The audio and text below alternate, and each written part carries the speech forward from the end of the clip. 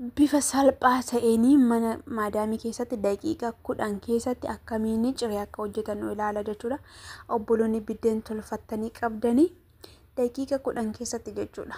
Ittoo gochuun yeroo isinitti fudhata yoo ta'e yeroo baay'ee dinnicha minamina kaarotii minamina hojjenna waan ta'eef mistira minamina kan hojjetamu waan ta'eef shiroo waan hin jirreef yeroo gabaabaa keessatti kan ga'u firfirii yeroo gabaabaa keessatti sitti ji'a jechuudha. Akkam akka mi'aawu isinitti himuu hin danda'u. Garuu kophaa waan taataniif namatti mi'aawu. Namaaf bakka akka nama wajjin nyaatanii miti dhugaa dubbachuuf kophaa nyaatanii osoo afaan wal ka'aa bakka haasa'aa taphachaa nama wajjin nyaatanii baay'ee namatti tola. Haadha ofii abbaa ofii obboloota ofii wajjin ijoollee ofii abbaa manaa ofii wajjin oduu nyaatanii akkam akka namatti tolu. Waaw akkam akka inni mi'aawu dhugaa. Kophaa waan ta'aniif garuu namni lakkaadhama namaaf laata jechuudha. Waan nyaannu waan dhugnu irratti irree namni qoricha jechuudha ijoollee. Like, subscribe, share gochuu moo hin dagatina. Waaqayyo isin haa eebbisu eebbifamaa.